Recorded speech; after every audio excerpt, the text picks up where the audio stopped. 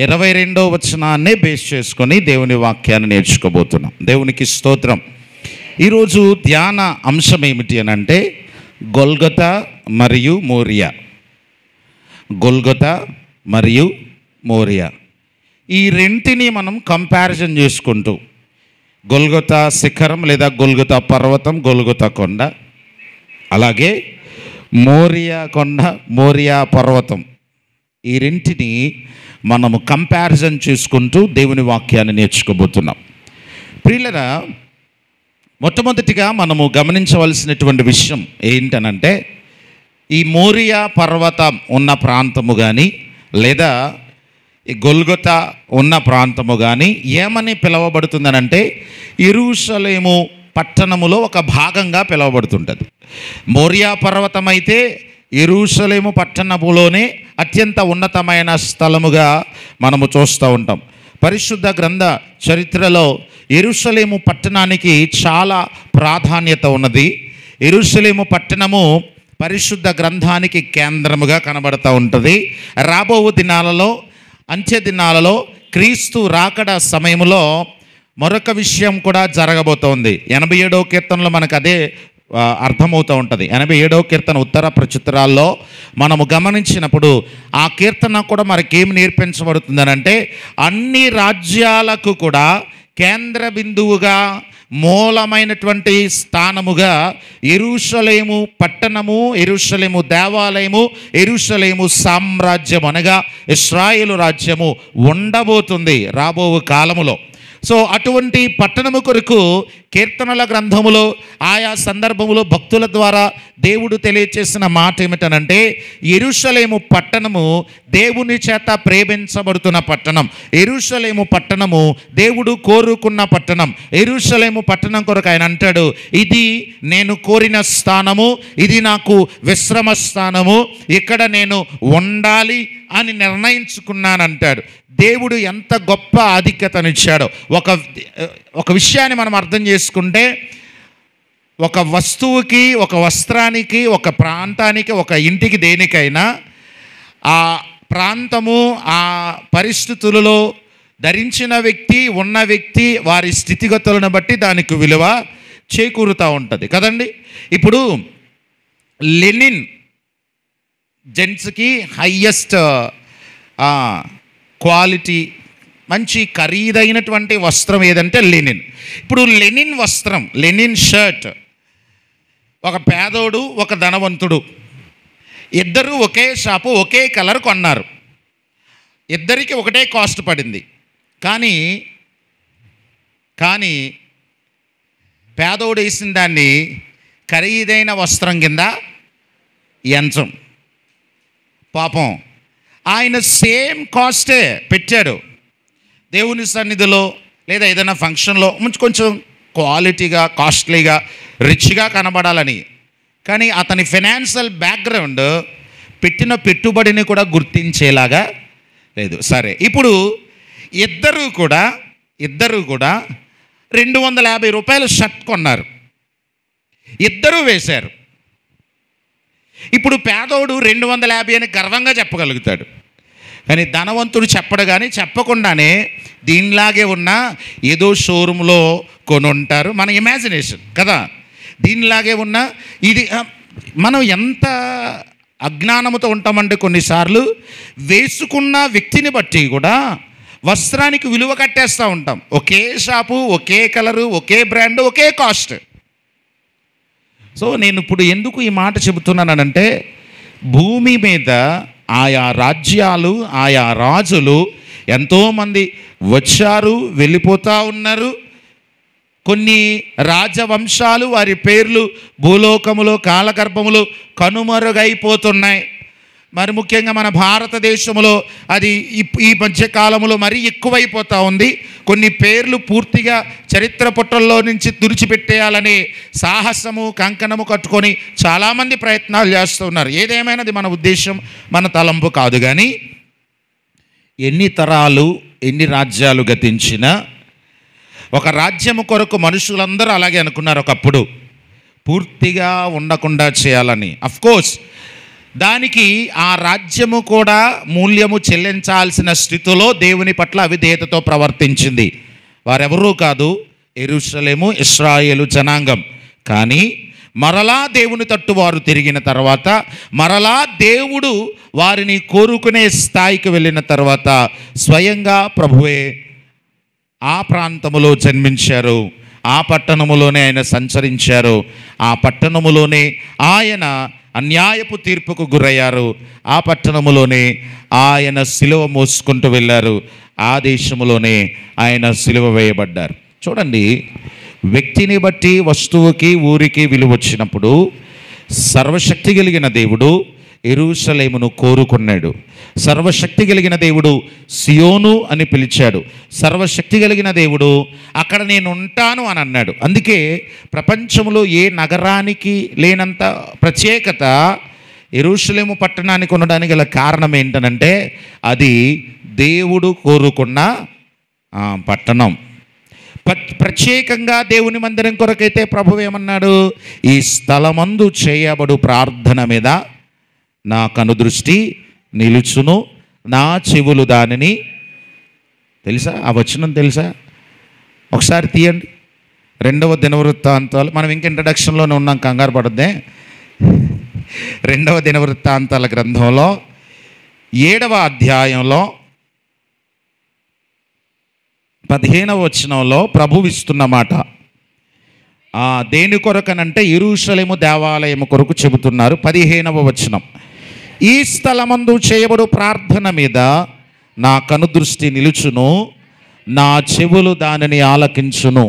2వ దినవృత్తాంతములు 7వ అధ్యాయం 15వ వచనములో యెరూషలేమును దేవుడు కోరుకోవడమే కాదు, యెరూషలేము మందిరాన్ని దేవుడు కోరుకోవడమే కాదు, ఆయన పర్టికులర్గా చెబుతున్నాడు, నా మనస్సు అక్కడ ఉంటుంది, నా కనుదృష్టి అక్కడ ఉంటుంది, నా చెవి యొగ్గి నేను అక్కడ చేయబడుతున్న ప్రార్థనల మీద నా మనస్సు పెట్టి ఆలకిస్తాను, వారి మొరకు జవాబిస్తాను, వారికి స్వస్థత కలగజేస్తాను, వారికి సహాయం చేస్తానంటూ పట్టణము కొరకు దేవాలయం కొరకు చాలా స్పష్టంగా ప్రభువు గణపరిచి చెప్పాడు.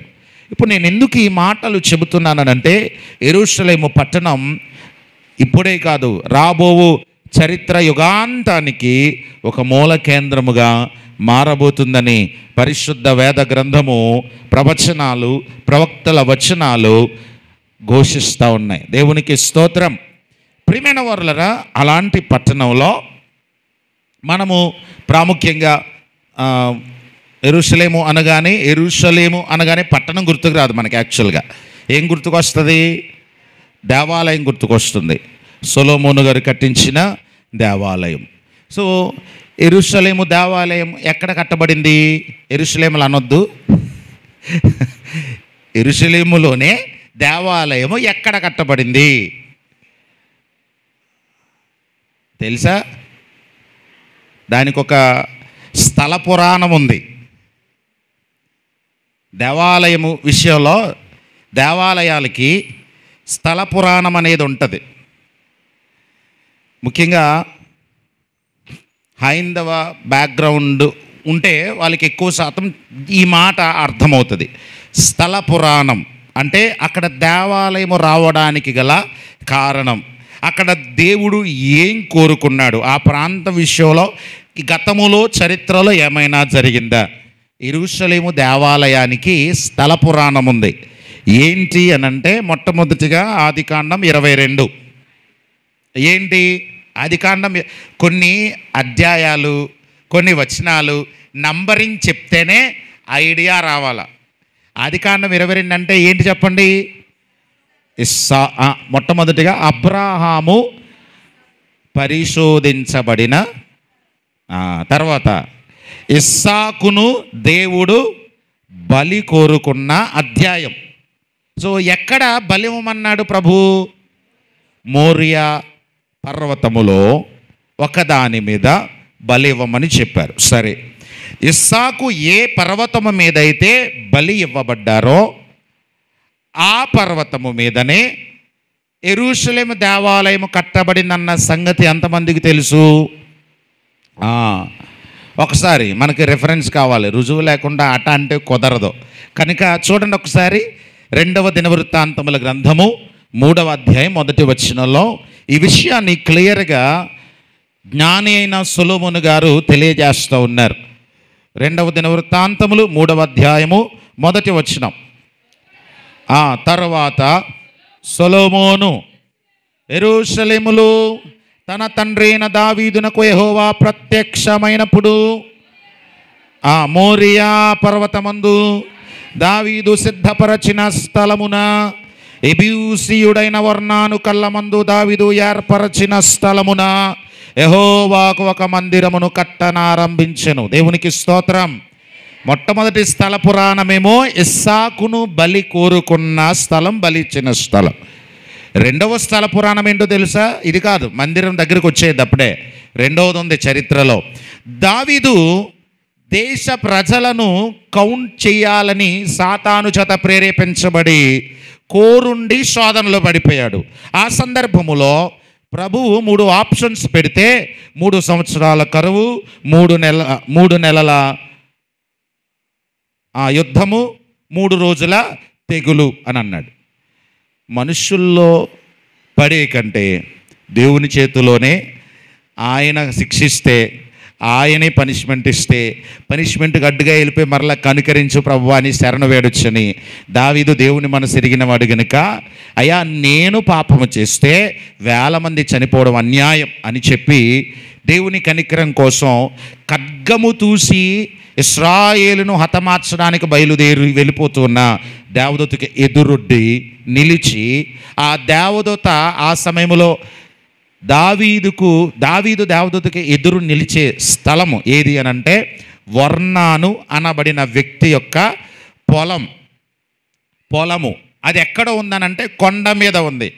కొండ మీద కూడా వ్యవసాయాలు చేస్తారు.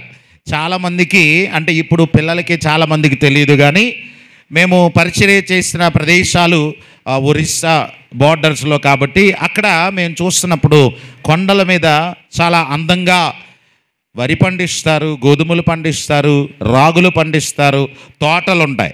సో ఆ పొలములో కళ్ళము నూరుస్తూ ఉన్న సందర్భంలో వెంటనే యెహోవాను శాంతిపరచడానికి దహన బలిగా నిర్దోషమైన ఆ పశువులను వధించి ఆ స్థలమును ఒర్నాను దగ్గర డబ్బులిచ్చి కొన్నాడు దావీదు గారు.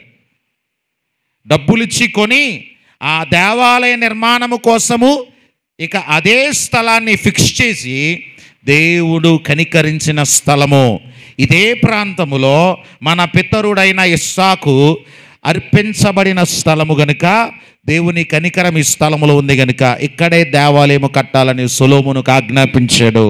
అదే ప్రాంతములో ఒర్నాను కళ్ళములో మోరియా పర్వతం మీద యెరూషలేము దేవాలయం కట్టబడింది. మొట్టమొదటిగా క్లారిటీ, ఓకేనా? సో ఇప్పుడు మనము గొల్గొతా అని ఏదైతే చెబుతున్నామో భౌగోళిక పరిస్థితులను బట్టి యెరూషలేము పట్టణము చుట్టూ కట్టబడినటువంటి ప్రాకారమును బట్టి యెబూసీయులు అనబడిన వారు మొట్టమొదటిగా అక్కడ నివసిస్తూ ఉండేవారు గనుక ఆ పట్టణాన్ని పటిష్టము చేసుకోవడానికి సపరేట్గా వారు కంచుకోట లాంటి చక్కటి ప్రాకారమును నిర్మించుకున్నారు గనుక ఇక ఆ ప్రాకారము లోపల యెరూషలేము ఉన్నప్పటికీ చరిత్రలో చాలామంది చరిత్రకారులు చెబుతున్న సత్యం ఏంటనంటే గొల్గొతా కొండ ఏదైతే ఉన్నదో ఆ కొండ మోరియా పర్వత సమూహములలో అది కూడా ఒక భాగమే అని అంటారు. దేవునికి స్తోత్రం.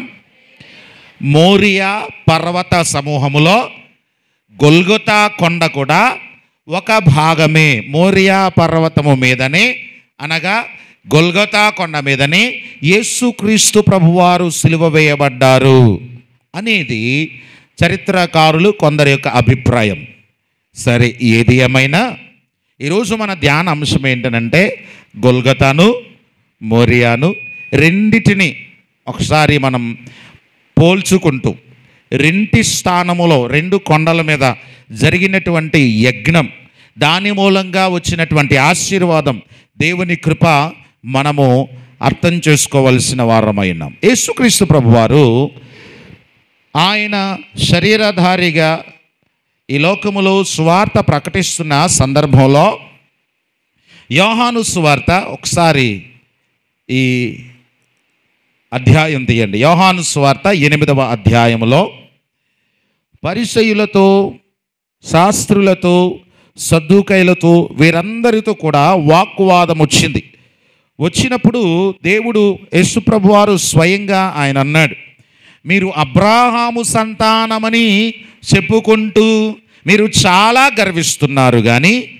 నేను చెప్పిన మాటలు మీరు 31వ వచనం నుండి 59 వరకు చదువుకోండి దయచేసి. వీలైతే ఇంటికి వెళ్ళిన తర్వాత ఓపికంటే యోహాను సువార్త 8వ అధ్యాయము 31 నుండి 59 వరకు చదివితే, వాక్యము స్వతంత్రత ఇచ్చేది, స్వతంత్ర ఇచ్చేవాడే వాక్యము, కుమారుడు మిమ్మల్ని స్వతంత్రులుగా చేస్తాడు, ఇదిగో అబ్రాహాము కంటే నేను ముందున్నవాడను అని మాట్లాడుతూ ఉంటే, అక్కడ ఉన్నటువంటి యూదులు, పరిసయ్యులు చాలామంది రోషముగా, కోపంగా దేవుణ్ణి, మన తండ్రి అయిన అబ్రాహాముని కూడా విమర్శించుకుంటూ వెళ్ళిపోతున్నాడే, ఈయనెవరు అని యేసు ప్రభు వారి విషయంలో వ్యతిరేకంగా మాట్లాడుతూ, చూడండి 55వ వచనం చదువుదాం. 55వ వచనం, మీరు ఆయనను ఎరుగరు, నేనాయనను ఎరుగుదును, ఆయనను ఎరుగనని నేను చెప్పిన ఎడల మీ వలె నేను అబద్ధికుడనయుందును, కానీ నేనాయనను ఎరుగుదును, ఆయన మాట గైకొనుచున్నాను. తండ్రి అయిన దేవుని విషయంలో యేసు ప్రభు వారు చెబుతున్నారు, నేను తండ్రి ఒక్కటే, ఆయన నేను బాగా ఎరుగుదును అని అంటుంటే వారికి రోషం వచ్చింది. అప్పుడు అబ్రాహాం గురించి ఒక మాట తెలియజేస్తున్నారు. చూడండి 56లో, మీ తండ్రి అయిన అబ్రాహాము నా దినము చూతునని మిగులు ఆనందించెను, అది చూచి సంతోషించెను అనెను. ఒకటి ఈ వచనంలో ఒకటి బాగుంది, ఏంటది? ఒకసారి మళ్ళా చదవండి.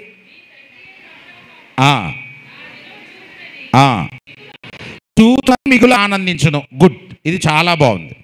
అంటే కోరుకున్నాడు అబ్రాహాం, తండ్రి అయిన దేవుని చేత, కుమారుడైన క్రీస్తు చేత, పరిశుద్ధాత్మ చేత నడిపించబడిన వాడు, ఆది నుండి దేవుడు త్రిత్వముగా ఉన్నవాడే. ఇప్పుడు యేసు ప్రభు వారు ఏం చెబుతున్నారనంటే, మీ పితరుడు అని, మీ తండ్రి అని ఏ అబ్రాహాం గురించి చెబుతున్నారో ఆయన కంటే నేను ముందున్నవాడను, నన్ను నా దినాలని చూడాలి అని అనుకున్నాడు. బాగుంది, అనుకున్నాడు వరకు బాగుంది. తర్వాత మాట కొంచెం ఆలోచింపదగిన మాట. చూడండి తర్వాత ఏమంటున్నారో, అది చూచి, అదేటండి అబ్రాహాం గారికును యేసు ప్రభు వారికి కొన్ని తరాల డిఫరెన్స్ వచ్చింది కదా, అవునా కదా? అబ్రాహాము గారు ఇశ్రాయేలు వంశానికి మూల పితరుడు, ఆయన చూడాలి అని అనుకున్నాడు అనేది మంచి మాట, కానీ చూశాను అనే మాట ఎంతవరకు నమ్మశక్యమైనది? దేనిని బట్టి యేసుక్రీస్తు ప్రభువారు అది చూచెను అని కన్ఫర్మ్ చేస్తూ ఉన్నారు. అది చూచి సంతోషించెను. అబ్రాహాము గారు యేసుక్రీస్తు ప్రభువారి దినాలను ఎప్పుడు చూశాడు? యేసుక్రీస్తు ప్రభువారి దినాలను చూడడం ఒక ఎత్తు అయితే, చూచి ఏం చేశారట ఆయన? సంతోషించడం ఏంటి? ఇన్ని వందల వేల సంవత్సరాల వేరియేషన్ అబ్రాహాము గారికి యేసు ప్రభు వారికి ఉంటే ఎంత స్పష్టంగానో ప్రభు రూఢిపరుస్తూ ఉన్నారు. ఈ మాట అంటున్న ఆయన ఎవరు? స్వయంగా సృష్టికర్త అయిన మన రక్షకుడైన యేసుక్రీస్తు వారు కదా. ఆయన మాట సత్యం కదా. అప్పుడు కొంచెం ఆలోచించాలి మనం. చూస్తాను అని అనుకున్నారు అంటే ఎప్పుడో మనకి రాకడలో చూస్తారని అనుకుంటాం, మనకి ఒక జడ్జిమెంట్ వచ్చేస్తుంది. కానీ చూచి సంతోషించానంటే ఎప్పుడో చూసే ఉంటాడు. అబ్రాహాము గారు యేసుక్రీస్తు ప్రభువారి దినములను చూడకుండా ఈ మాట ప్రభువారు వ్రాయరు.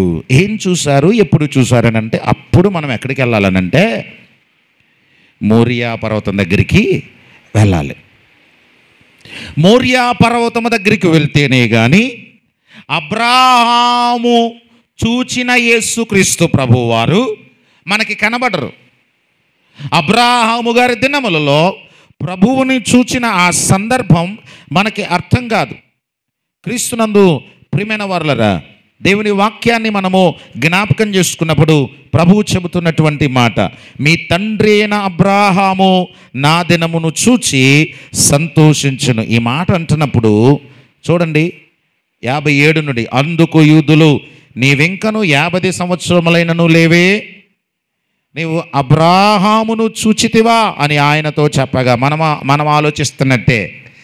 తర్వాత యేసు అబ్రాహాము పుట్టక మునిపే, ఇది మరీ విచిత్రం కదా. వాళ్ళు ఏమంటున్నారు, నీకు పట్టుమని 50 సంవత్సరాలు కూడా లేవు, అబ్రాహాముని చూశానని అంటున్నావు అని అంటుంటే దానికి మరలా కౌంటర్ వేస్తున్నారు యేసయ్య.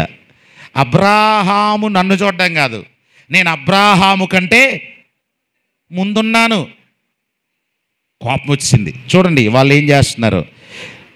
కాబట్టి వారు ఆయన మీద రువ్వుటకు రాళ్ళు ఎత్తిరి గాని యేసు దాగి దేవాలయములో నుండి బయటకి వెళ్ళిపోయాను. సత్యం ఎప్పుడూ కూడా అంగీకరించడానికి సముఖత ఉండదు. సత్యం, నిజం ఎప్పుడూ కూడా వెంటనే అంగీకరించేసేలాగా అనిపించదు. నిజం ఒక సామెత ఉండదు కానీ నిజం ఎలాంటిదంట, నిష్ఠూరంగా ఉంటుంది. నిజం నిష్ఠూరంగా ఉంటుంది. లోపల దాచుకోకుండా ఉన్న మాట మాట్లాడేస్తే ఎలా ఉంటుంది, నిష్ఠూరంగా ఉంటుందట. యేసుప్రభు వారు వాస్తవం మాట్లాడుతున్న జీర్ణించుకునే శక్తి, ఆలోచన, అనుభవించే అనుభవ జ్ఞానం ఆనాటి పరిచయులకు లేదు. కానీ ప్రభువు కృపను బట్టి దీన్ని అర్థం చేసుకునే కృప నేటి మన సంఘాలకు దేవుడిచ్చాడు. దేవునికి స్తోత్రం చెప్పండి ఒకసారి. సో ఏం చూశారు? యేసుక్రీస్తు ప్రభు వారి దినాలను చూసి అక్కడ దేనిని బట్టి ఆనందించారు అబ్రహాము గారు అని అంటే, ఇప్పుడు మన అంశాన్ని ధ్యానిస్తే ఈ రెంటిని బేరుజు చేసుకుంటే మనకి క్లియర్గా అర్థమవుతుంది. చూడండి ఏం చూశారు అని అంటే, మోరియా పర్వతము, గొల్గొతా పర్వతం, ఈ రెంటిని మనము చూస్తూ మనము ఈ సందేశాన్ని మనం అర్థం చేసుకోవాల్సిన వారమైనాం. క్రీస్తునందు ప్రియమైన వారలారా, చూడండి మోరియా పర్వతాన్ని ఒకవైపు పెట్టుకోండి, గొల్గొతా పర్వతాన్ని ఒకవైపు పెట్టుకున్నారా? చూస్తున్నారా? రెండు పర్వతాలని చూడాలి. గొల్గొతా కొండ, మోరియా కొండ. ఇప్పుడు మోరియా పర్వతం దగ్గరికి మనం వెళ్తే ఆదికాండము 22వ అధ్యాయములో అబ్రాహాముతో దేవుడు ఒక మాట తెలియజేస్తున్నాడు. మొదటి వచనము నుండి, ఈ సంగతులు జరిగిన తర్వాత దేవుడు ఎట్లనగా అబ్రాహామా అని పిలువగా, చిత్తము ప్రభువా అని అన్నాడు. తర్వాత నీకు ఒక్కడయున్న నీ కుమారుని అనగా, సరే ఆగండి. మొట్టమొదటిది మోరియా పర్వతము, ఆ పర్వతం మీదకు తీసుకుని వెళ్ళబడుతున్నటువంటి వ్యక్తి ఎవరనంటే ఒక్కడయున్న కుమారుడు. అబ్రాహాముకి ఒక్కడే కుమారుడు. గొల్గొతా కొండ మీద సిలువ వేయబడుతున్న ప్రభు ఎవరు? ఆయన కూడా ఇక్కడ ఒక్కడ అనకూడదు. మీకు అర్థమైందా? ఇక్కడ ఒక్కడ అనకూడదు, ఇక్కడ ఒక్కడ అనొచ్చు. అబ్రాహాము గారి దగ్గర మనిషి కాబట్టి ఒక్కడ అనొచ్చు. యేసుక్రీస్తు ప్రభు వారి దగ్గర ఒక్కడు అనకూడదు. ఒక్కడి కంటే మంచి మాట ఇంకోటి ఉంటుంది తెలుగులో, అద్వితీయుడు అని అంటే రెండోది లేనివాడు. ఒక్కడికి బల్లగుద్ది ఆమోదించి చెప్పినట్టు అనమాట అద్వితీయుడు అని అంటే. అద్వితీయుడు అని అంటే ద్వితీయము కానివాడు, లేనివాడు, ఒక్కడే, కేవలం. ఇంకా 1.0001 అసలు ఆ అవకాశం. దేవునికి స్తోత్రం. సో మొట్టమొదటిది ఏంటనంటే అబ్రాహాము గారికి ఒక్కడైన కుమారుడు, సర్వశక్తి కలిగిన పరమ తండ్రి అయిన దేవునికి అద్వితీయ కుమారుడుగా క్రీస్తు ప్రత్యక్షమవుతున్నాడు. రెండవది చూస్తే అబ్రాహాము గారికి ఇస్సాకు వాగ్దానపుత్రుడు కదా. ఇక్కడ యేసుక్రీస్తు ప్రభువారి కొరకు ఆదికాండము 3వ అధ్యాయం 15వ వచనము నుండి వాగ్దాన ప్రవచనాలు ప్రారంభమైనవి. ఈ కుమారుడు సర్వ జగత్ రక్షకుడైన కుమారుడు. నేనేమంటానంటే యేసు ప్రభువారిని కుమారుడు అనగానే నాకు చాలా ఇష్టం ఈ మాట, ఆయన నా కుమారుడు అని అనుకోవడం. ఎందుకనంటే యెషయా గ్రంథం 9వ అధ్యాయం 6వ వచనం ఏం చెప్తుందనంటే, ఏలయనగా గట్టిగా అయ్య బాబా, ఆ వచనం కూడా పేజీలు తిరగేస్తున్నారా? అయ్య బాబు, ఏలయనగా మనకు శిశువు పుట్టెను. ఇప్పుడు క్లియర్గా చదివితే మా నాన్నగారికి ఆయన కుమారుడే, మా తాతకి ఆయన కుమారుడే, నాకు కుమారుడే, నా కొడుక్కి కూతురికి కుమారుడే, వాళ్ళ పిల్లల పిల్లల పిల్లల పిల్లల పిల్ల యావత్ భూమండలము మీద ఉన్న ప్రతి మనిషిని నరకపు జీవితము నుండి, పాపపు పరిస్థితుల నుండి విడిపించి రక్షించగలిగిన అద్వితీయమైన కుమారుడు ఒక్కడే యేసుక్రీస్తు. దేవునికి స్తోత్రం. ఒకవేళ కొడుకులు లేరని కుంగిపోతున్నారేమో ఆడపిల్ల కలిగినటువంటి తల్లిదండ్రులు, కొడుకులు కూతులు ఎవరు కాదు, నిన్ను రక్షించడానికి నిత్య కుమారుడు పున్నామ నరకము నుండి నిన్ను నిజముగా రక్షించగలిగిన వాడు నీ కుమార్తెలనే కాదు, నీ కుమారులనే కాదు, అందరికీ చాలిన అద్వితీయ కుమారుడు, వాగ్దాన పుత్రుడు. దేవునికి స్తోత్రం. యాక్చువల్గా మనది బాప్టిస్ట్ సంఘం కాబట్టి కొన్ని మాటలకి చేతులు కట్టుకొని ఉంటాం. ఇలాంటి మాటలు ప్రభువు గురించి ఇంత గొప్ప మాటలు చెప్పినప్పుడు ఏం చేయాలో తెలుసా? అలా కాదు, గట్టిగా చప్పట్లు కొట్టుకుంటూ అవును నా దేవుడని ఉత్సాహంగా ఎంజాయ్ చేయాలి. మరి మన సంఘం బాప్టిస్ట్ సంఘం కాబట్టి మనం ఎప్పుడు కూడా చేతులు అఫ్కోర్స్ ఏది ఏమైనా మన దేవుడు ఎంత గొప్పవాడు కదా, అద్వితీయ కుమారుడు. అవునా, నన్ను రక్షించగలిగిన కుమారుడు ఈయనైనా. సంతానం లేని వారికి కుమారుడే, కుమారులు లేని వారికి కుమారుడే, రక్షించగలిగిన కుమారుడు. తర్వాత ఇక్కడ మనం గమనిస్తే ఈయన అద్భుతంగా పుట్టారు, ఇద్దరు కూడా అద్భుతంగా పుట్టారు. ఒకటి, బలము ఉడిగిన సారమ్మకు దేవుడు నూతనమైన శక్తినిచ్చి దేవుడు ఇస్సాకును జన్మింపజేస్తే కన్య అయిన మరియ గర్భాన అద్భుతంగా యేసుక్రీస్తు ప్రభువు వారు జన్మించారు. అలాగే ఇప్పుడు ఇస్సాకు గారిని ఒక్కసారి జ్ఞాపకం చేసుకుంటే హఠాత్తుగా నమ్మిన వెంటనే వచ్చేలా దేవుడు పర్టికులర్గా దర్శించి వారి ఇంటికి వచ్చి, ఇదిగో నేను మరలా వచ్చేయట మిమ్మల్ని దర్శిస్తాను, మీ ఇంటికి మరలా మేము వచ్చేసరికి నీ భార్య అయిన సారమ్మ ఒడిలో కుమారుడు. అంటే ఒక పర్టికులర్ నిర్ణయించబడిన సమయం. గలతీ పత్రిక 4:4 ఇదే ఉంటుంది, కాలము పరిపూర్ణమైనప్పుడు దేవుడు తన కుమారుని మన కొరకు పంపెను అనే మాట. సో నిర్ణయించబడిన కాలములో, నిర్ణయించబడిన సమయములో జన్మించిన వాడు ప్రభు. కనుక నీ జీవితంలో ఇక్కడ ఒక మాట జ్ఞాపకం చేయాలని ఆశిస్తూ ఉన్నాను.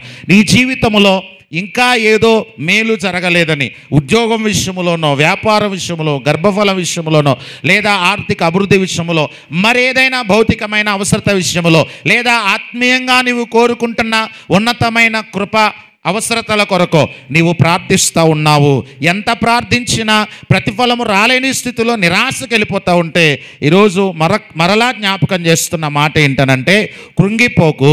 దేవుడు ఒక సమయాన్ని నీ కొరకు నిర్ణయించాడు. ఆ నిర్ణయించబడిన సమయంలో నిశ్చయంగా అబ్రాహాము కుమారుడైన ఇస్సాకులాగా, అద్వితీయ కుమారుడైన క్రీస్తులాగా నీవు ఆశిస్తున్న ప్రతిఫలము నీ ముందు దేవుడు ఉంచగల సమర్థుడు. ఈ మాట అనుకున్నప్పుడు ఆమేన్ అనాలన్నమాట సంఘమంతా. ఒకవేళ నీకు అవసరత లేకపోయినా నీ పక్క వారికి అది అవసరమైతే నీ ఆమేన్ అనే మాట వారిని బలపరుస్తుంది. మంచిది. అలాగే చూడండి, దేవుని వాక్యంలో మనం గమనించినప్పుడు యేసుక్రీస్తు ప్రభువారు 33.5 సంవత్సరాల ప్రాయం. చరిత్ర చెబుతుంది ఇస్సాకు గారికి కూడా సుమారుగా 30 సంవత్సరాలు దాటి ఉండొచ్చు.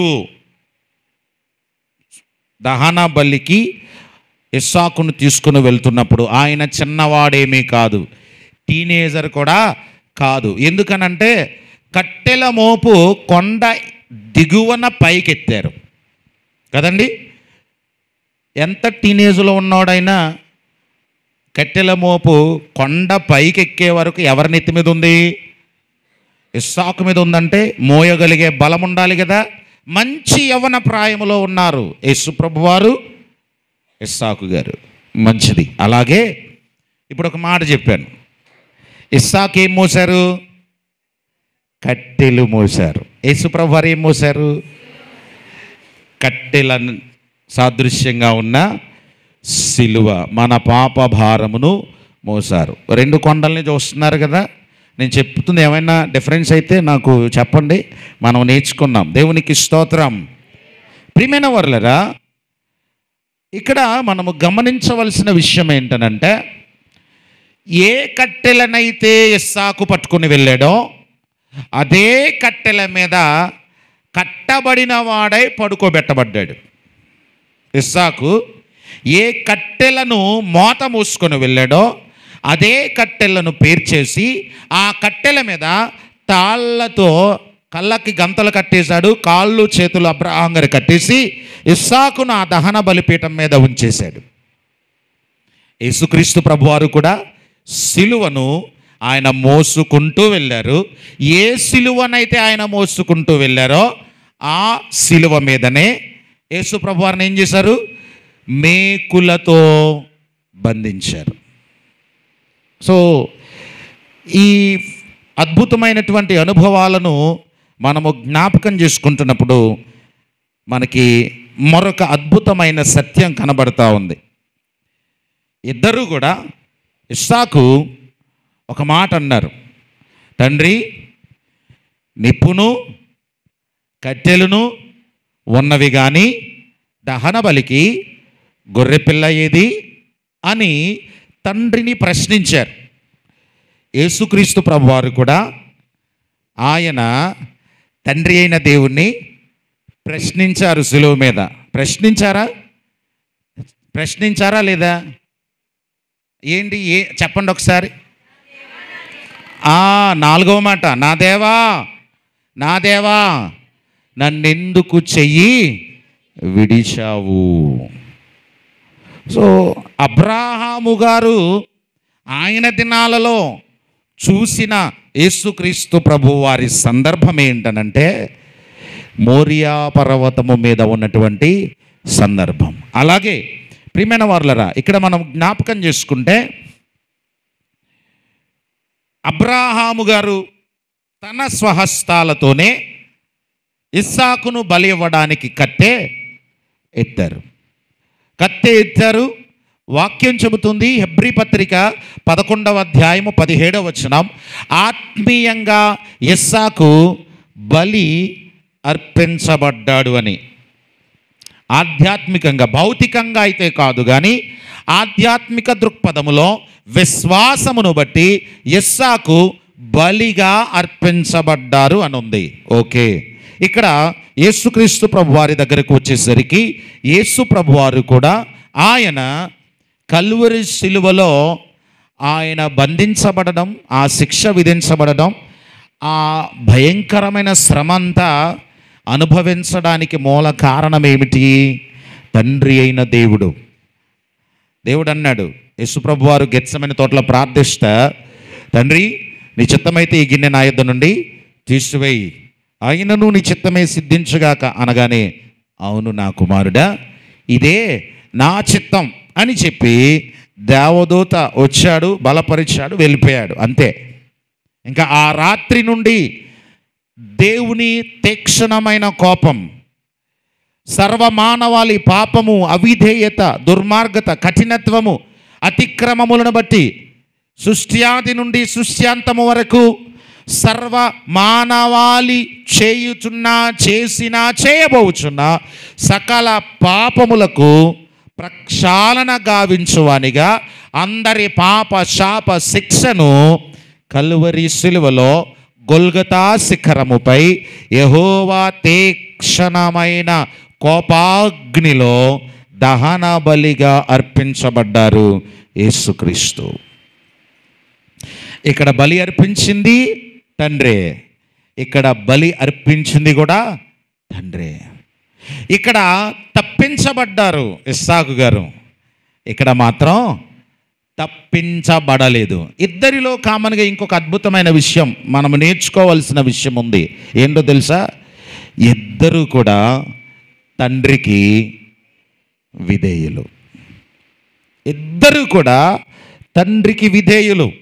30 సంవత్సరాల యవనస్తుని దహన బలిపీఠం మీద కట్టెలు పేర్చేసి కట్టేస్తే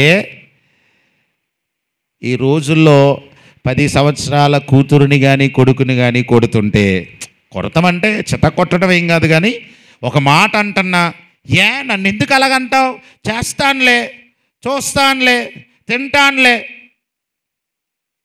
అవునా కదా? అంతే కదండి. ఇప్పుడు కాదు, కొంచెం నెమ్మదిగా చేసుకుంటాను, వెంటనే చేసుకుంటే సమయం కలిసి వస్తుంది అనేసి తల్లిదండ్రుల ఆశ. పిల్లలు విధేయత చూపకుండా సమాధానం ఇస్తూ ఉన్నారు. విధేయత ఎప్పుడు లోపిస్తుందో ఆశీర్వాదాలు వెనక్కి వెళ్ళిపోతాయి. విధేయత ఎప్పుడు లోపిస్తుందో ఆశీర్వాదాలను పోగొట్టుకుంటాం. ఎందుకంటే ఎఫెసీ పత్రిక 6వ అధ్యాయము 1-2 వచనాలు క్లియర్గా చెబుతుంది. పిల్లలారా, మీ తల్లిదండ్రులకు విధేయులయుండుడి, ఇది ధర్మము. ధర్మం అంటే అర్థం ఏంటో తెలుసా? ఖచ్చితంగా నువ్వు అలాగే చెయ్యాలి. దానికి నువ్వు ఎక్స్ట్రా తగిలించడానికి, దాన్ని సరిచేసేసి నీకు అనుకూలంగా ఆ మాటను మార్చుకోవడానికి అవకాశం లేదు. నువ్వు ఖచ్చితంగా నీ తల్లికి నీ తండ్రికి సంపూర్ణ విధేయుడివి, విధేయురాలువి కావాలి. సండే స్కూల్ పిల్లలు వింటున్నారా? యవనస్తులు వింటున్నారా? 10వ తరగతి రాగానే ప్రపంచాన్ని జయించేసాం, ఇంక అక్కర్లేదు, మాకన్నీ తెలుసు అనుకుంటున్నారు నేటి యువత. మా చిన్నప్పుడు 10వ తరగతి అంటే ఉద్యోగాలు వచ్చేవి.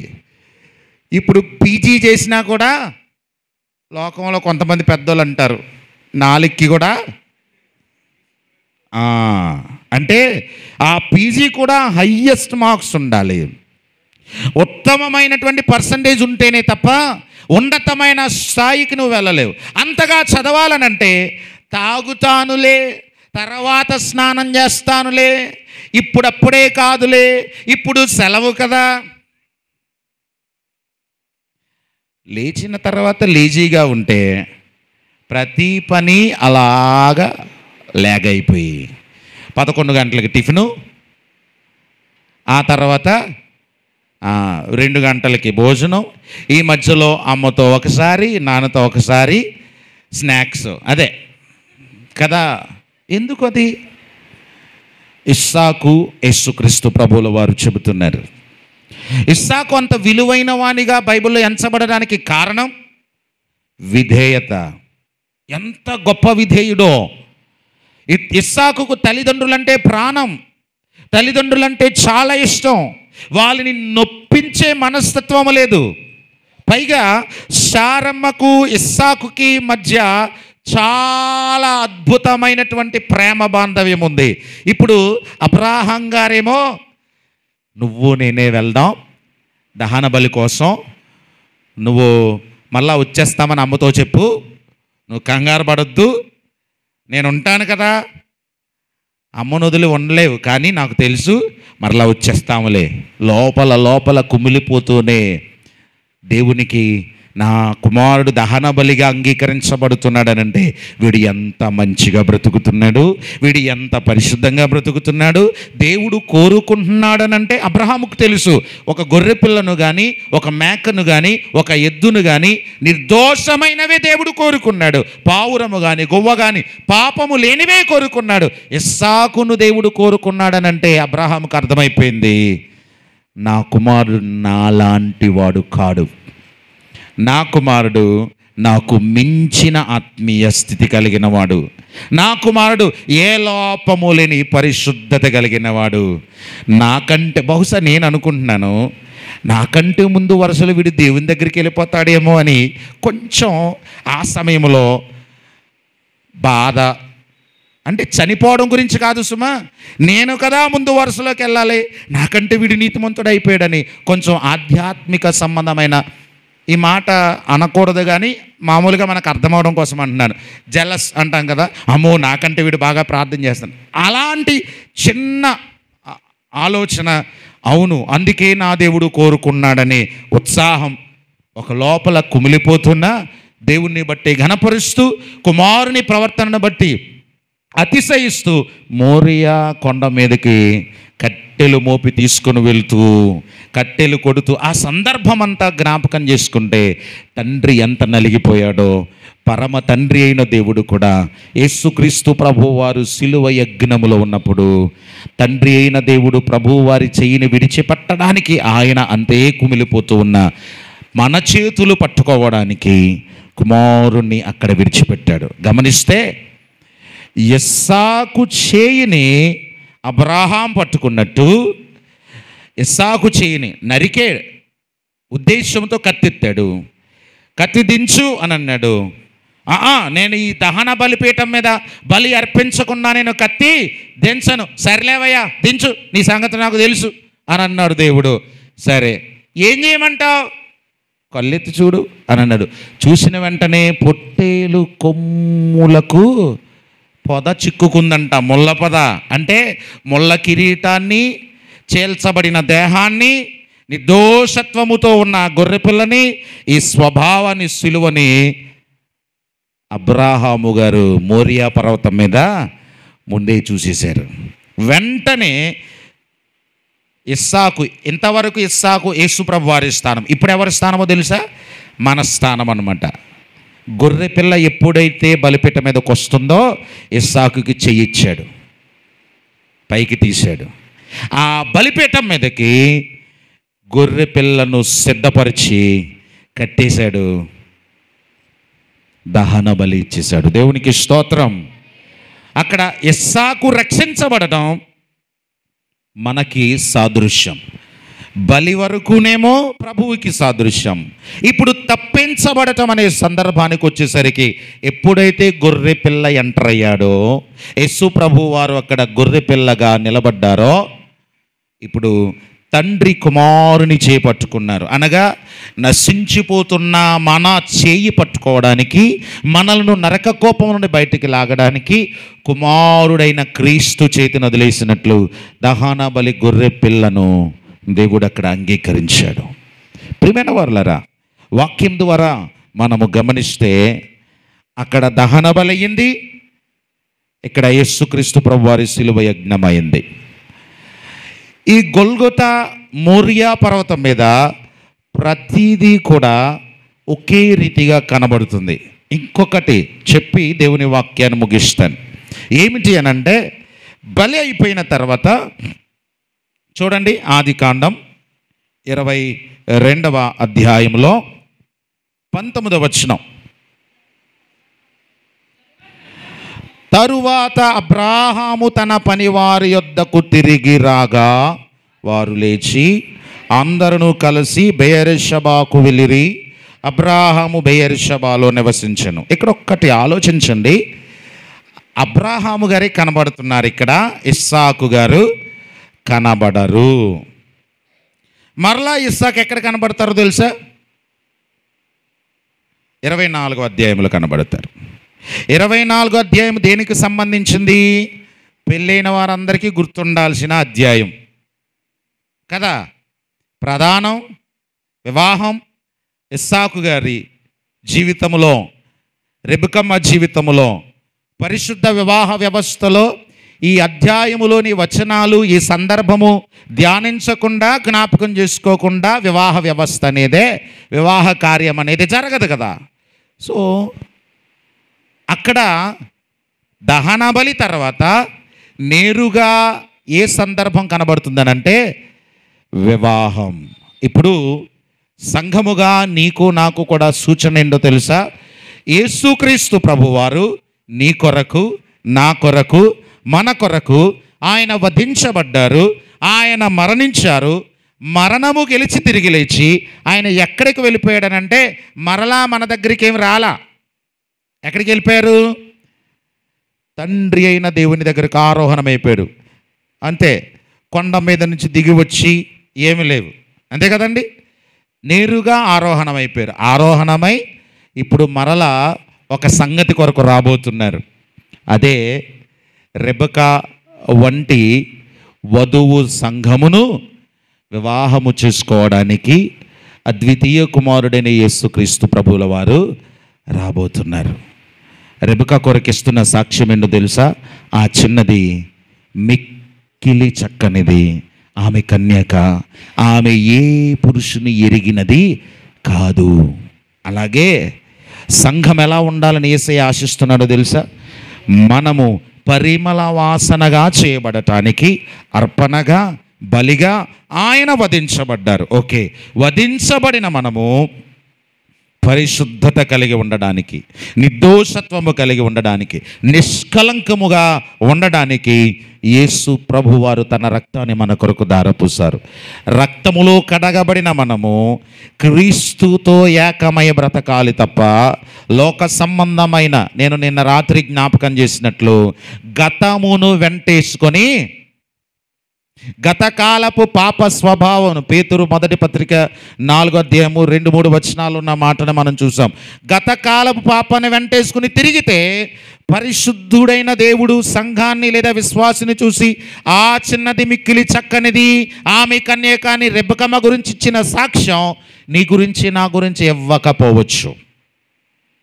గనుక గొల్గొతా కొండ, మోరియా కొండ రెండు దహన బలి కొరకు నేర్పిస్తూ, రెండు అల్టిమేట్గా ఒక ఉన్నతమైన గోల్ని మనకు చూపిస్తూ ఉంది.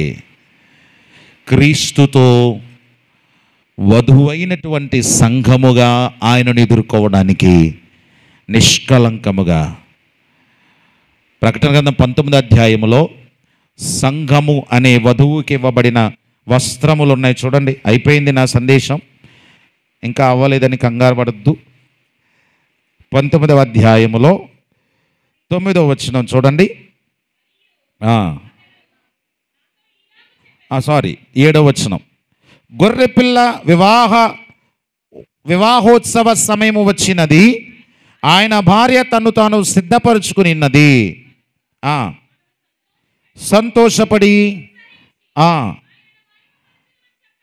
వింటిని మరియు ఆమె ధరించుకొనుటకు, అనగా సంఘమనే వధువు ధరించుకొనుటకు ప్రకాశములను నిర్మలములునైన సన్నపు నార బట్టలు ఆమెకి ఇయ్యబడెను. అవి పరిశుద్ధుల నీతి క్రియలు. నీ కొరకు, మన కొరకు తన చివరి రక్తము బొట్టు సహితము ఇచ్చి, నన్ను మనలను ప్రేమించి మనకు కొన్ని వాగ్దానాలు, నిబంధనలు ఇచ్చి పరిశుద్ధాత్మను సంచ కరువుతో పరలోక పెండ్లికి సిద్ధపడమని ప్రభువు చెబుతుంటే, పరిశుద్ధ క్రియలను చేయకుండా లోకాన్ని, పాపాన్ని, గతాన్ని వెంటేసుకు తిరిగితే సన్నపునార వస్త్రాలు ఇయ్యబడవు. అప్పుడు యేసుప్రభు వారు ఒక ఉపమానం చెప్పారు కదా, పెండ్లి వస్త్రము లేకుండా విందులోనికి ఎలా ప్రవేశించావు? వీన్ని తీసుకొని విందు అవతలకి శ్రేయండి, తలుపులేసేయండి, వాడు లోపలికి రాకుండా, అక్కడ ఏడ్పును పండ్లు కొరుకుటై ఉండును అని అంటాడు.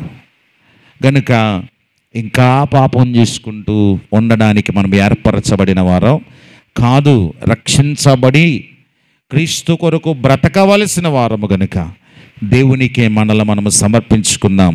ఇస్సాకు వలె, ప్రభువైన యేసుక్రీస్తు వారి వలె సంపూర్ణ విధేయులుగా బ్రతుకుదాం.